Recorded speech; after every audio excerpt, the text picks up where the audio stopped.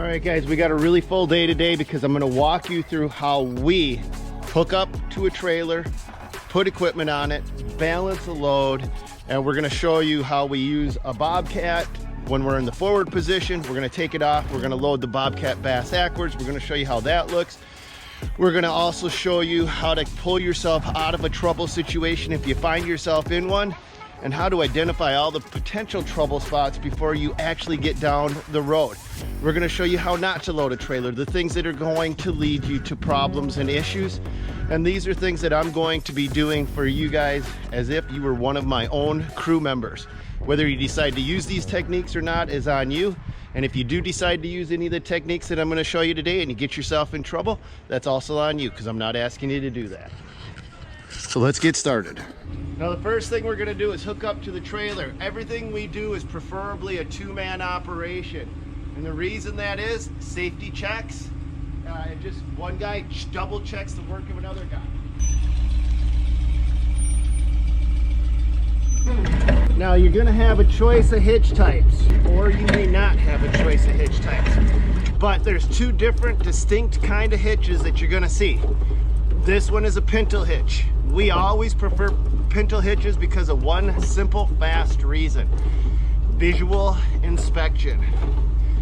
It's easier to see exactly if your hitch is hooked up, connected, and solid when you got a wide open area to take a look at it. Okay, so I've got the jack raised up as high as I can get it, but I still have one more pin left. So let's get that brought all the way up. Always double check. This is an important part of what I stress to my guys, is double checking. With the Pintle, I put it all the way down.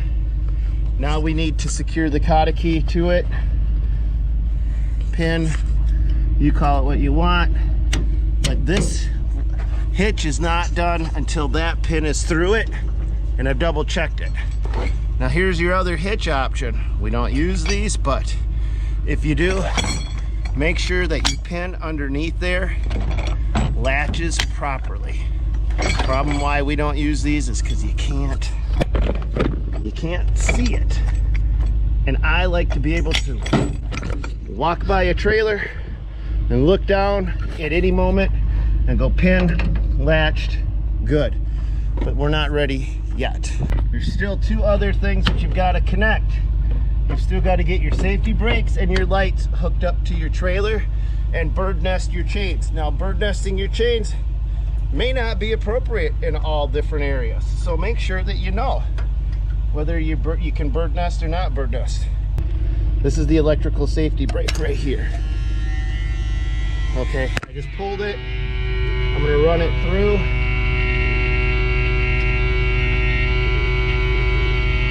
The brakes are activated right now. Okay. So now what I've done is I've looped it through. In an ideal world, I'm gonna keep the safety chain up and out of the way.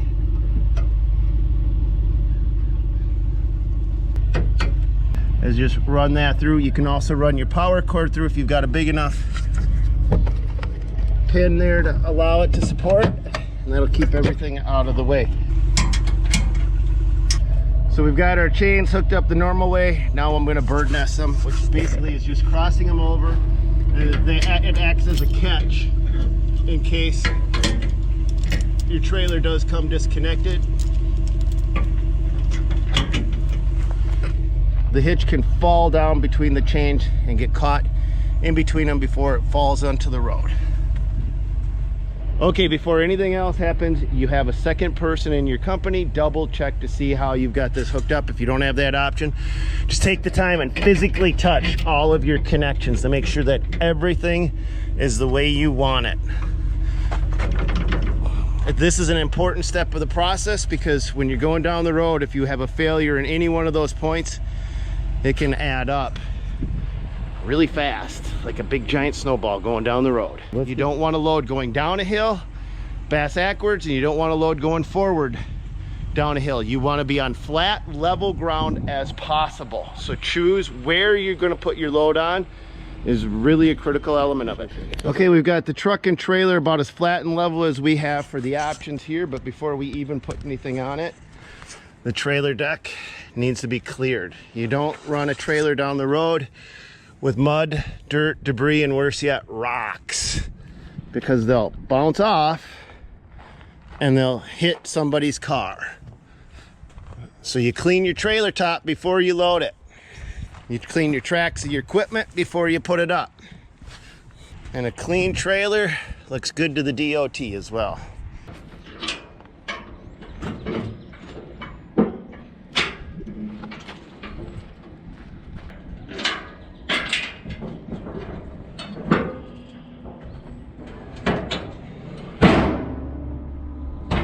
So our truck is hooked up, it's in park, we're on flat level ground, but by no means are we ready to load. Here's where the second person gets really important.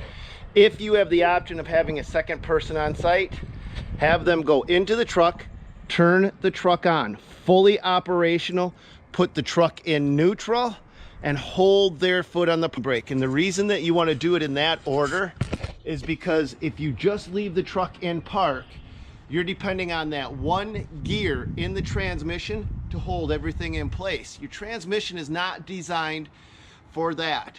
Your brakes are designed for that. Your brakes are designed to stop and hold your vehicle. So utilize the brakes, not the transmission. By jumping in the truck and putting it in neutral, you've taken the stress off from the transmission. By having someone hold their foot on the brakes, you're activating the brakes of the truck as well as the brakes of the trailer. So everything is now locked together. You're gonna less likely go down the hill bass backwards, but you're not always gonna have that second person available.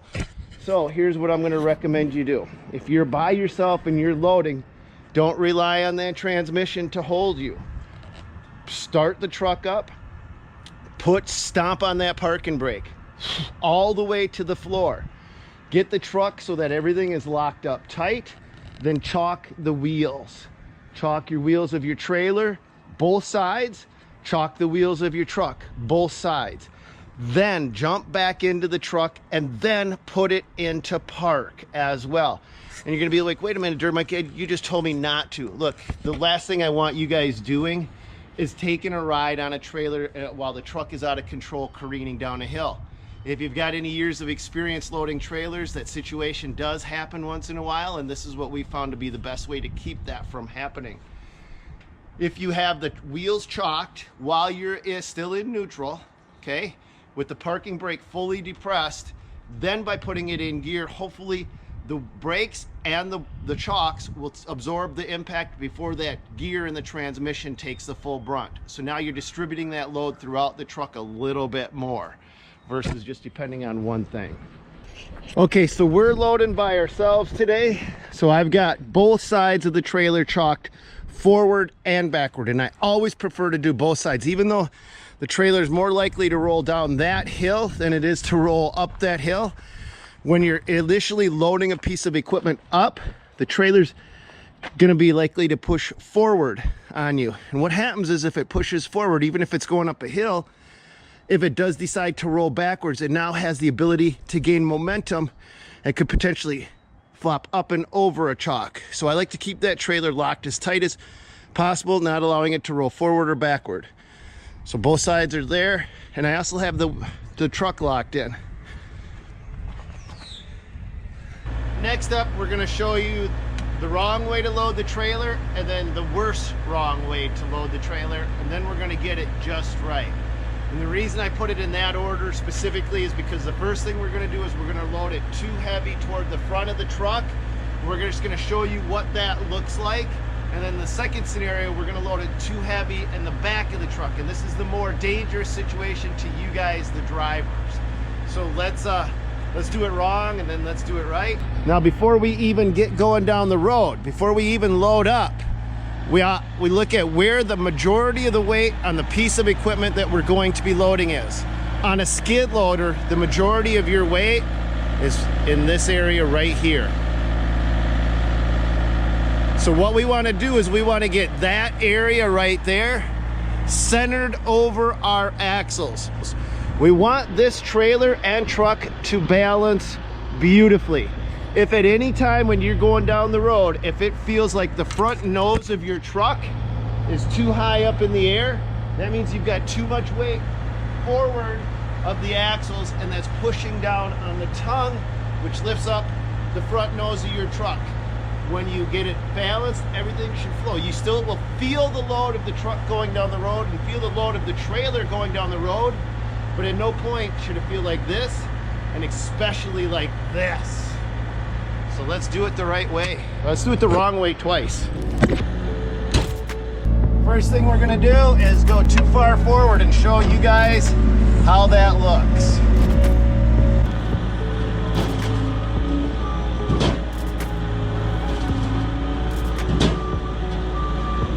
See, I'm at just a slight incline, and that's making my machine want to go backwards. So being perfectly level has a big impact on how you load.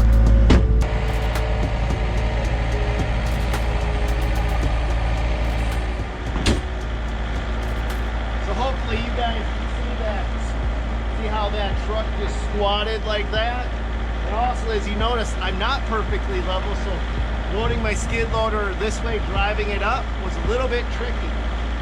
That should be another indicator that not all of your conditions are perfectly met, because when you load something, it should not be tricky. You can see the back end is squished down. You can see it.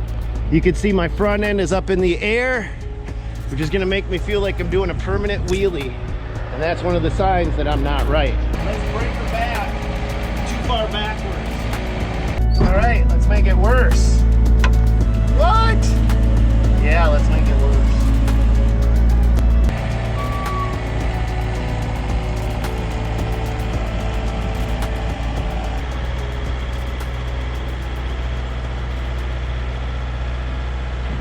Another indicator that I'm not loaded right are my tires. And this is where having the trailer perfectly flat makes a big difference. I'm not totally right here, guys, but look at these trailers. You see how this back wheel is squished more than that wheel? That's because my mass is too far backwards over the back of the trailer. Now, this is a more dangerous situation you guys can get yourself into. If you do get yourself into the situation where you have it improperly loaded and you're going down the road, she starts, I'm gonna call it porpoising. I called it death wobble in another video. I was corrected, that's a Jeep thing. It doesn't matter because the trouble is all the same, you guys. What happens is, as you're going down the road, your trailer is going to start to do this sort of thing. And you usually only have 3 swings before it takes your truck and flips your trailer right along with it. So it goes 1, 2, 3, and you're over. It's not a fun ride. I've seen it in person. Followed behind a truck, watched it flipped and rolled, and I literally counted 1, 2, 3, boom. There's an easy way to get out of it, and that's by applying your trailer brakes alone. Do not mash on your foot pedal. Your first instinct is going to be to mash on your foot pedal, and that's better than nothing, but that's not the solution. The solution that we found inside is to grab that trailer brake controller and hit it as hard as you can. Bing! Just slam on the trailer brakes. Don't touch your truck brakes. Slam on your trailer brakes, and that will, your trailer will slow down and keep everything. It'll slow your truck down, and then you hit your truck brakes. So you smash your trailer brakes and then smash your truck brakes just a couple moments after. Let your trailer brakes activate first. What'll happen is if you hit the foot pedal first, your truck will typically activate its brakes faster than your trailer will. Now your truck is getting pushed at this point. That's why it's going into this porpoising effect. If you activate those brakes, the trailer's gonna push the truck even more. But if you activate the trailer brakes, the trailer's no longer pulling the truck, then you can activate the truck brakes and hopefully come to a nice smooth ride on the side of the road, and then go change your pants.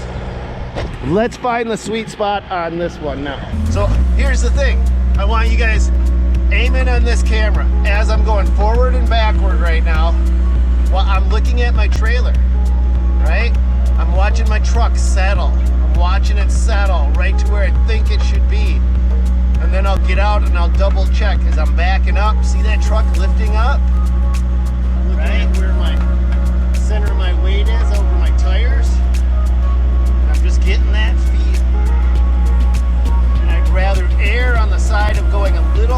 on the top than behind it. So it wasn't a big movement that I just did.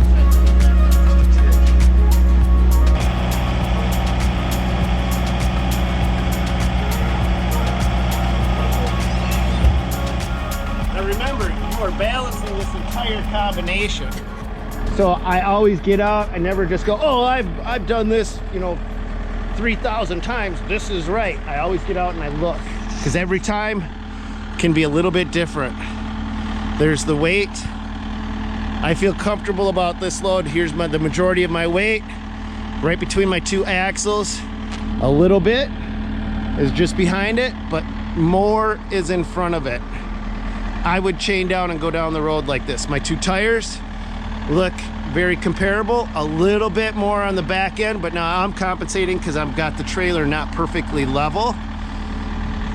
So now let's do it bass backwards. Let's put the machine on the other way.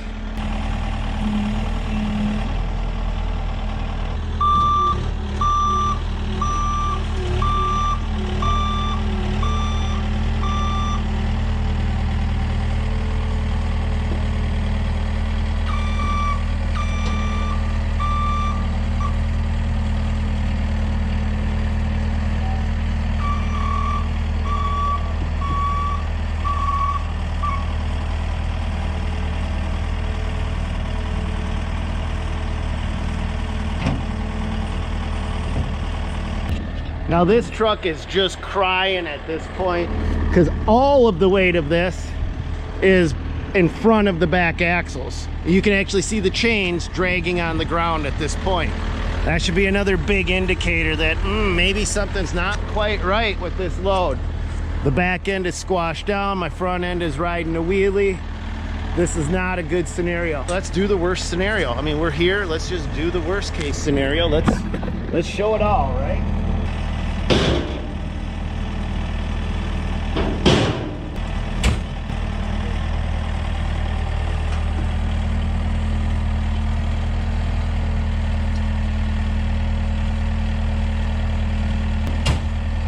I think this is an important one to show for a number of reasons. Remember the bulk of our machine, the weight? We were concerned about having it centered over the rear axles. Well, we are, but now we've got too much weight over the back of the truck. Look at how the chains have come up in this case. Even though you may be thinking, but my weight is right. Yeah, but the remaining weight is the wrong way. This is a dangerous situation to go down the road. This machine should be repositioned differently. Let's do it right. Let's put it where I think is the sweet spot.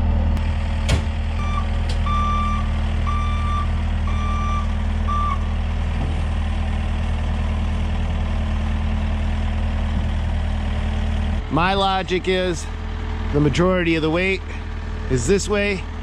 We're actually getting the rest of the weight of the machine over those center axles, and then we have just enough behind the axles to counter effect some of the weight of the machine on the tongue. This is not what this isn't as comfortable going down the road like this, but some of you guys are. And if you do load your equipment like this, when you're going down the road, if you have an exhaust like this with the turbo, you may want to plug that up, because I know some equipment, the turbo, when it's going into the wind, will rotate bass backwards. If some equipment will do this, will rotate bass backwards and can burn it out. Okay, so the next scenario is you don't have a light dirt bucket on, you got something heavy. Maybe it could be forks and a pallet of block. I don't care, pick any scenario you want. I just grabbed a power rake because it's big, bulky, and heavy. Let's load it up and see how that changes the balance of the machine and where we position it. Make sure that you take the weight of your attachment into your calculation, because that will ultimately throw the balance of your entire system off. Pretty close to where we were before, but because I got that heavy attachment on front, my weight is just a tiny bit more behind the tires. Again, I'm just making sure I'm balanced, and if at any point I'm going down the road it don't feel right, I'll pull over and I'll fix it. All right, you guys, well, I hope this video has been helpful for you, but we've got more coming down the pipeline. In fact, in the next video, we're going to show you different ways to chain down your equipment. One of the ways we show you is what I know is fairly legal, which is the 4-point tie down. But we're also going to show you a couple different ways you can get by in a pinch if you don't have all the necessary chains and binders. You find yourself out on a job site and you need to get moving down the road. Well, there's a couple different ways you can do it. Is it perfectly legal? I don't know. And on one last note I want to leave you with, you can see I've changed trucks, I've changed trailers, and what that means is my balance point on my entire system has also changed. So as you guys are going through the steps of balancing your loads, make sure that you don't get too comfortable and complacent with one trailer and expect a second or a different trailer to act the same way as the first trailer, because every trailer is going to have its own personality. I know that sounds weird, but if you guys have driven a truck and a trailer, you know exactly what I'm talking about. And that's all we got for you today, guys. I hope this video is Mama Kitty approved. Hi, Mama Kitty, who's a good boy. Mama Kitty's a boy. Yep. Hi, Mama Kitty. I hope you guys approve. God bless. Go get them, you guys. We'll see you on another one.